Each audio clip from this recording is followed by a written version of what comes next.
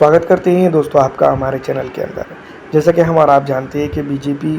को हराने के लिए आरजेडी के साथ जो है तो उत्तर बिहार के अंदर ऑल इंडिया मजलिस इत्तेहादुल मुस्लिमीन ने जो है तो एक गठबंधन किया था राज्यसभा के दौरान। उस वक्त जो है तो आरजेडी के जो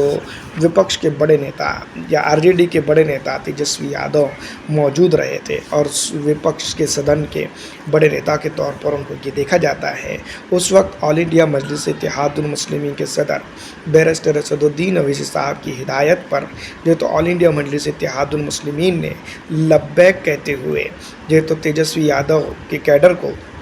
समर्थन दिया था और राज्यसभा के अंदर वोटिंग करने के लिए ऑल इंडिया मजलिस इत्तेहादुल मुस्लिमीन के 5 विधायक पहुंच गए थे। अब दोस्तों सवाल ये होता है कि उस वक्त की बात अब क्यों निकाली जा रही है। तो दोस्तों क्या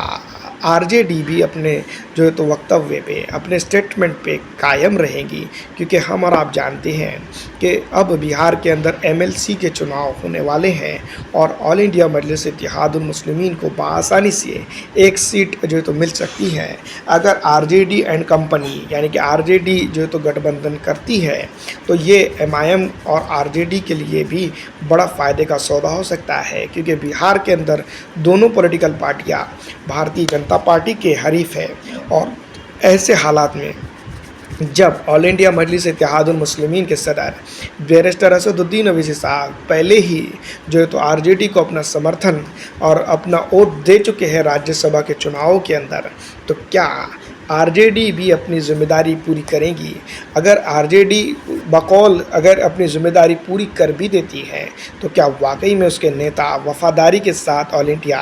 मजलिस इत्तेहादुल मुस्लिमीन को अपना समर्थन या अपना वोट दे पाने में कामयाब होंगे। क्योंकि ये हम और आप जानते हैं कि ऑल इंडिया मजलिस इत्तेहादुल मुस्लिमीन के समर्थन के बावजूद भी कांग्रेस के जो इंडिया गठबंधन का एक हिस्सा है तो कांग्रेस के विधायक जो है तो मौजूद नहीं रहे और एमपी जो राज्यसभा का